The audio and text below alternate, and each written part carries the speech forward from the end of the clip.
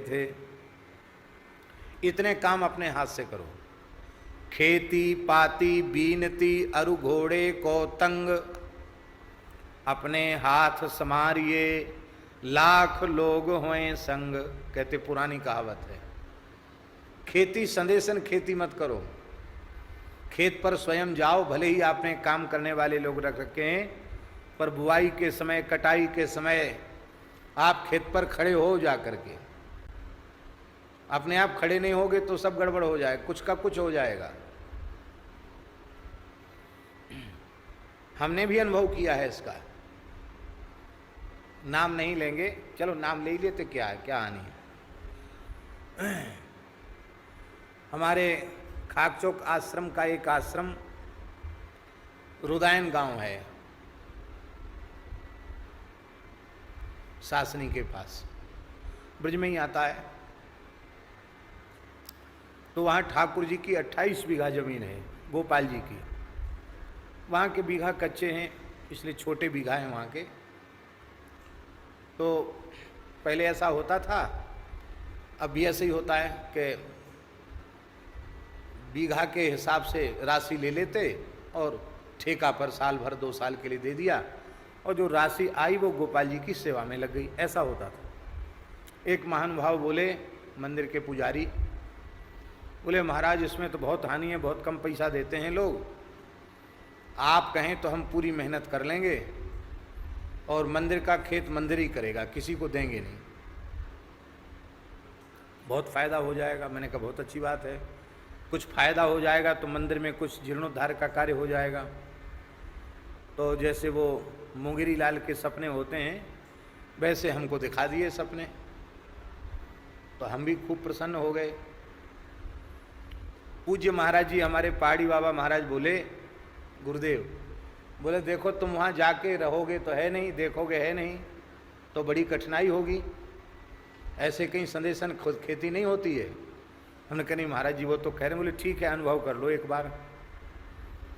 तो खेती भाई साल भर हुई। अब जब हम पहुँचे, साल में एक उत्सव वहाँ करते थे, तो मैंने सोचा कि तो बहुत आया होगा। मैंने पूछा उनको, महानुभाव को, तो वो हर साल तो कुछ न कुछ मिलता था, उस साल कुछ नहीं मिला। बोले, अरे महाराज, आत्मा तो निकास के धरी सामने धरी जाए ना सके। माने आत्मा निकाल के कैसे धरूं? आत्मा तो निकास के सामने धरी ना जाए सके। महाराज, जाको जामे लग गो, बाको बामे लग गो, सबरो बराबर है गो। वाह, बहुत अच्छी बात है। वहाँ एक महानुभाव, उन्होंने कुछ बोलना शुरू किया। मैंने नहीं कुछ मत बोलो, हम तो पूर्ण विश्वास करते हैं, जाको जामे लग गो, बाको बामे लग गो। वहाँ से लौट के आए, महाराज जी बोले, क्या मिला इस बार खेत में? तो हमने कहा, जाको जामे लग गो, बाको बामे लग गो। महाराज जी बोले, देख लो, तुम पोथी के पंडित हो पर व्यवहार का तुमको ज्ञान नहीं है। बोले, तुम याद कर लो, खेती पाती बीनती अरु घोड़े को तंग, अपने हाथ समारिए लाख लोग हों संग। अरे बुआई के समय तुम्हें जाना चाहिए था, फिर फसल पक के कटने के समय जाना चाहिए, फिर जब अन्न जब तक आ ना जाए फिर अपने सामने उसको उसकी व्यवस्था करनी चाहिए। तो सब तुमने नहीं किया, तो हो गया, जाको जामे लग गो, बाको बामे लग गो। पाती चिट्ठी, शास्त्री जी आप चिट्ठी लिख देना। अब हम क्या लिखवाना चाहते हैं, आपने क्या लिख के भेज दिया क्या पता? नहीं, खुद लिखो। महाराज जी ने चिट्ठी, महाराज जी लिखते थे, बड़े निरालस से होकर चिट्ठी लिखते थे महाराज जी। 1 बजे रात तक चिट्ठी लिखते थे महाराज जी। और यदि उनका सारा पत्राचार सुरक्षित होता तो हम समझते हैं बहुत विशाल काय ग्रंथ होता उनके पत्राचार का।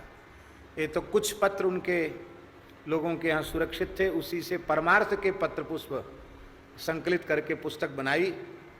और हमारी बड़ी विनम्र प्रार्थना, ये परमार्थ के पत्र पुष्प इतनी सुंदर पुस्तिका है कि आपके जीवन के सारे प्रश्नों का समाधान इससे हो जाएगा। आप पढ़ते हैं, एक एक वाक्य अद्भुत है। महाराज जी को, एकदम व्यवहारिक, उसमें कोई सांप्रदायिक दुराग्रह नहीं है, प्रत्येक मनुष्य के लिए कल्याणकारी है। तो राम जी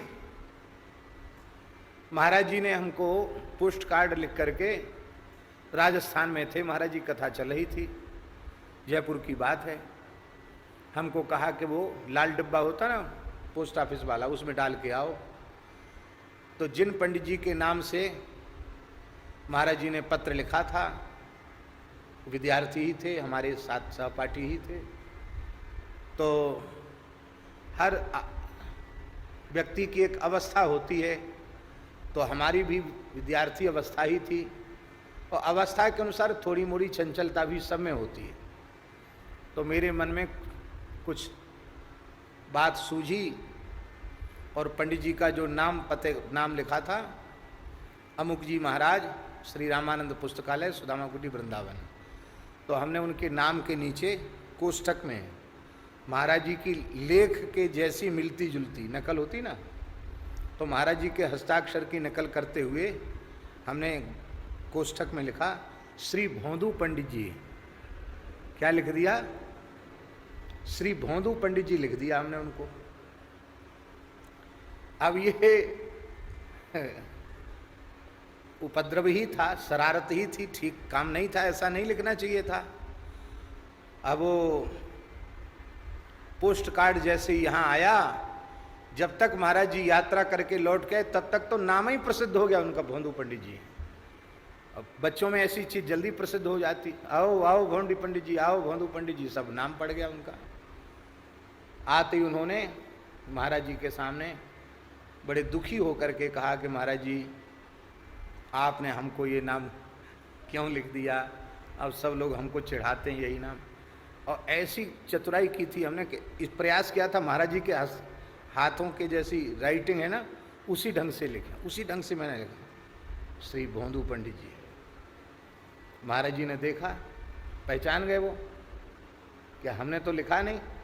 तुरंत उनके ध्यान में आया, इसको कहा था पत्र डालने आओ। हमसे बोले कहो तुमने लिखा ये? हमने कि जी। क्यों लिखा? देखो पिटने का काम करते हो तुम, ये बहुत बड़ी गलती है, अक्षम्य अपराध है। बोले तुम्हें पता नहीं है, शतम वक्तव्यम न एकम लिखितव्यम, 100 बात बोल दो पर एक बात लिखो मत, लिखी बात प्रमाण होती है।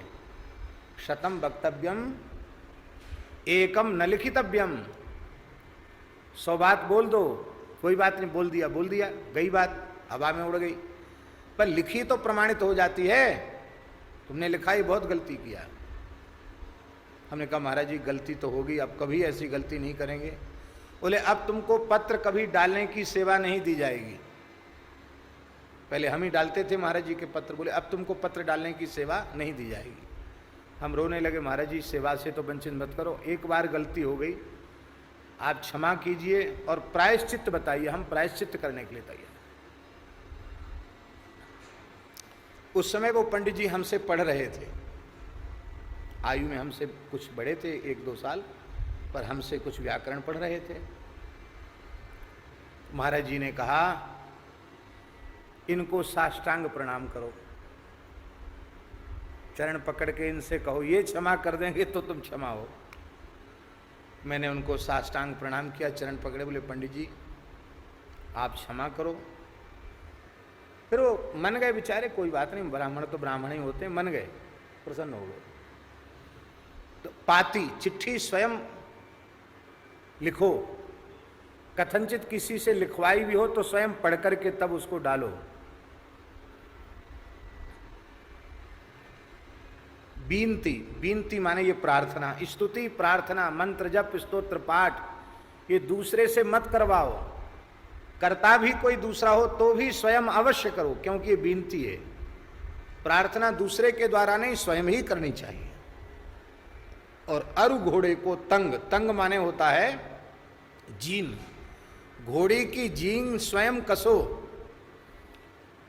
लाख नौकर आपके पास हों और नौकर ने जीन कस दी तो भी एक बार आप उसको हिला डुला के देख लो ठीक से कसी कि नहीं कसी। क्यों? सवारी आप करेंगे, गिरेगा तो कौन गिरेगा? नौकर थोड़ी गिरेगा, आप ही गिरेंगे सिर के बल। इसलिए घोड़े की तंग भी खुद कस के देख लेना चाहिए, ढीली ढाली तो नहीं है। तो ये स्तोत्र स्वयं पढ़िए। आपको हनुमान जी को प्रसन्न करना है तो विनय पत्रिका के 12 पद हनुमान जी के नित्य पढ़िए। आपको शिव जी का अनुष्ठान करना है तो वैदिक अनुष्ठान के साथ ही साथ 12 पद विनय पत्रिका के नित्य पढ़िए। ये सबके सब चमत्कारिक है।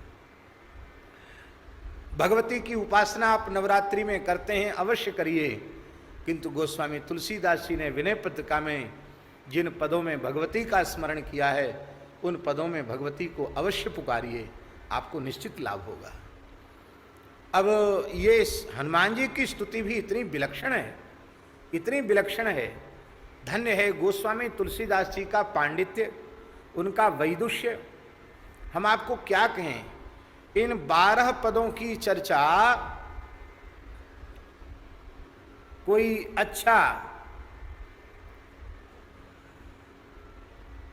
गंभीर विद्वान वक्ता जिसको शास्त्रों का सम्यक बोध हो, ऐसा कोई हरिगुरु संतों का विशिष्ट कृपा भाजन व्याख्या कुशल यदि इन पदों की व्याख्या करे तो हमको ऐसा लगता है कि इन 12 पदों की व्याख्या में 12 महीना लग जाएंगे।